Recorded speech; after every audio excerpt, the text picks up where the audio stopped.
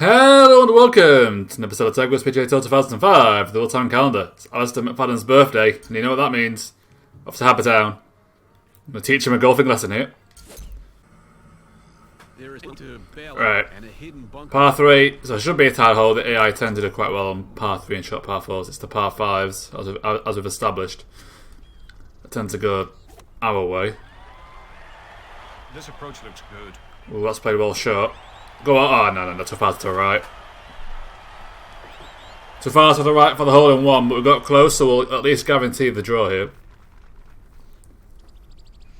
On a par 3, that's all you can really do, to be fair. Unless they mess up, obviously. Could be trouble. And he actually has, I'm surprised at that. Hole number 1. And the big guy into the rough, but he can still chip that. Big shot here to clear the rough. He can still chip this. Oh, he's actually going for the pitch. I feel like that was the chipping distance, to be honest, so a weird call by the AI. But it should be a tap-in. Nice putt for birdie. Yeah, it needs to win there. In the Legend Tour, holes like that you have to get, because you don't get that many of them. You get some holes where the AI messes up, but you generally only get like 2 or 3 in it, like an 18. In a birthday where it's 6, you get like literally 1. Unless it's Boomer, because it's terrible. But normally you get like there's that one hole where you will win if you play it alright. This is the par 5, but we can't smash this because the trees are in the way. The wind will keep it from going too far. This is a bueno looking shot. Play it short of the road, because we have hit that before with the path. We've hit the path before and smashed it straight into the bunker because of it. But we have the power to get there in 2 anyway, so... Nice play here. He won't, so we still have the advantage. Well, it might be between 2 clubs. It might be between the 3-wood and 2 iron. He's going for the... Oh, mate, has he got there? He's got there. He's got there, but that's going to be a tough putt, so... Don't matter too much. Long way to the pin, David. Yeah, I'd say a little. Okay, we're in 2 iron range. We're in 2 iron range. Wins a bit against it. We'll need a bit of power boost. That's going to be short. And that's played well short. The wind, super effective for no real reason though. Sometimes the game just screw you. We got one right there. We can try and pitch this in. It's pitchable. Oh, I need to bounce it into the hole. McFadden with a massive chance as the wind is super effective on my ball. Again, giving him a bit of a help here. Again, wants this game tied. But he's missed it. For 2 straight birdies. If anyone wonders why I always put power boost on, that's why, because it loves to play ridiculously short compared to where you're hitting it sometimes. Especially when the wind's against it, you need a lot of power boost to get the full power. I partially suspect the full distance is based on your max power boost as well, which would explain why that played short. I did half power boost. Got to be happy with that, birdie. Got to be happy. With Tyler Hall, I still won that, but the wind got us there, and it just played well short. We'll move on. No harm, no foul here. Don't get frustrated. We're 1 up. It's calm, we can just blast this. Try and get within pitching distance here. The hole's at the back of the green, so we can get quite close and not be caught between 2 clubs. If it was at the front, it'd be tough. He could hit it too far, but I think back of the green, we just blast it. This is one of the great We'll have an easy pitch shot here. And that's quite a straightforward pitch shot. Get it close, get the birdie. Put the pressure on the captain here. It's like a medium par 4. So this should be a tie. He should get close. Should be pleased with this. Because he'll have the power to get there. 125 yards. We just got to make sure that we have the best chance to at least pitch it in if we can. And if not, we're still close anyway. Okay. I'm going to flop this towards the hole. This looks good. Really good. I actually did hit that too far in the end. Couldn't pitch that. Alastair The McFadden. flop shot was the safest play. I didn't want to pitch it with the sand wedge and end up too far short. We're 1 up. No need to take unnecessary risks. This for a We'll hat. take the tie. And that's a nicely played birdie. Placed there. our advantage. We're winning anyway. Just play it smooth until he makes another mistake. 'Cause if he makes one more mistake, we can basically win the match entirely. With 3 holes to go. The green is surrounded by sand, but the real Right, another par 3. trees. The green is now Holding 1 chance here. Depends on the wind. 3 miles an hour to the right, to the left even. Back of the green. That's pretty good actually. It's a bit short though. Should catch the right side of the green. Ah, I should have spun that left. Power ended up being perfect there with a spin, but I didn't get the left spin on it. Then that green rose a tad to the right, so I didn't count that. But that was a good effort. We've guaranteed the birdie and therefore the draw, and that, given how we're 1 up, obviously suits us a lot more than it suits him. We've already taken his chance to try and tie this game here.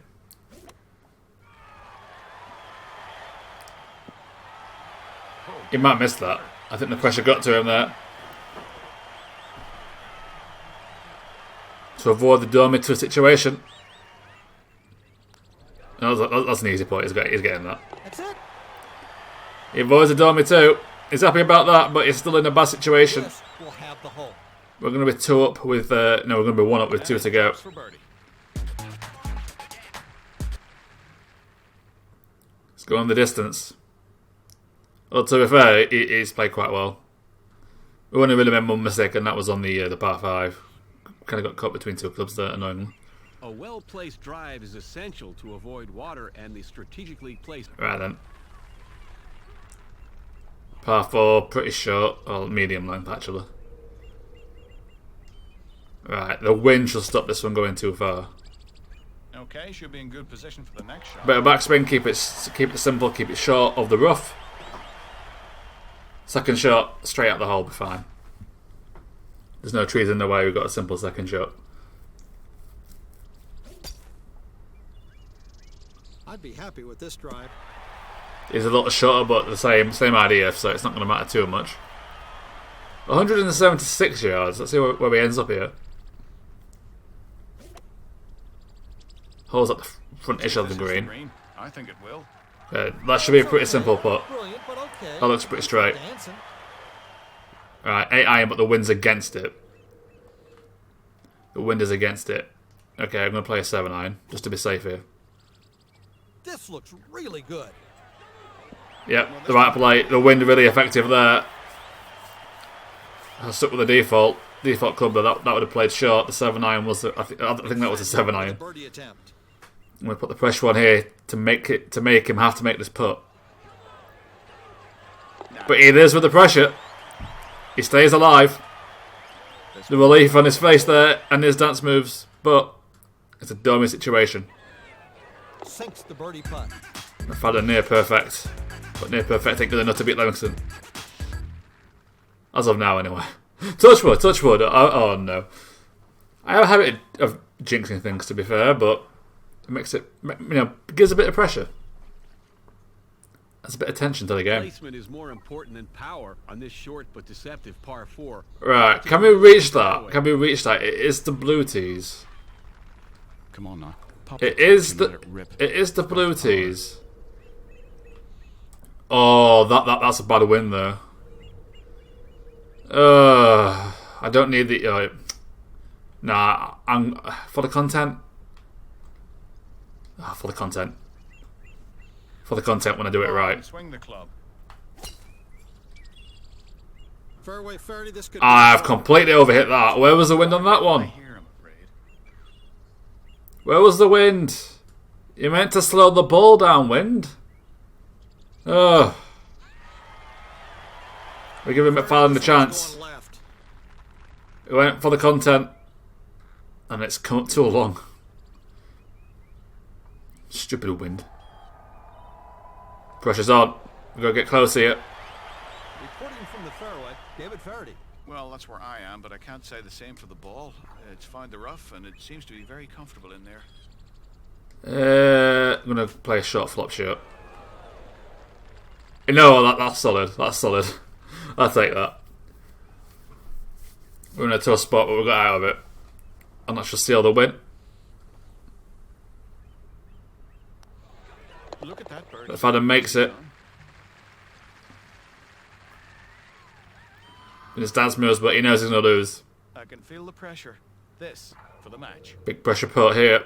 A little tricky one. Right edge. Bit of power. It's in. Did you know it's Alastair McFadden's birthday? Just something to think about. There we go. You want some dance moves, Captain? You want some dance moves? There's some dance moves for you, mate. McFadden near perfect there. That was a tough challenge. We need to get punished for doing a for the content shot that went wrong. But at the end, Livingston is just too good.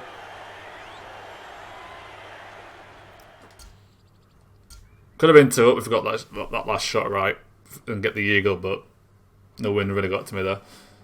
If it was like a more if that was a more calmer wind there, that'd have been fine because I'd have got the power boost right. But I just kind of maxed it out, and we did get 2 items actually because McFadden is Scottish, therefore we get some Scottish items basically. Right, where is it? Where's the kilt? Yellow. Oh, yellow. Yeah, yellow. There you go. Unlock a kilt. And you unlock a hat. Where's the hat? Lennox never wears a hat. Why would you cover up that precious, beautiful mohawk, seriously? There you go. So that's the closure you get for beating McFadden on his birthday. Now what's next for the real-time calendar? So tomorrow will be season mode. At least it should be season mode. Like I go back to 2 season mode, 2 real-time calendar for now, because I think the next one's the 12th for birthdays. So 2 season mode. Okay, 2 season mode, real-time season mode, 2 real-time, 2 season mode. I'm thinking here. And the next real-time calendar event will be the EA Sports event for November. But for now, thank you very much for watching, and I will see you next time for more Let's Play Tigers PGA Tour 2005, the real-time calendar.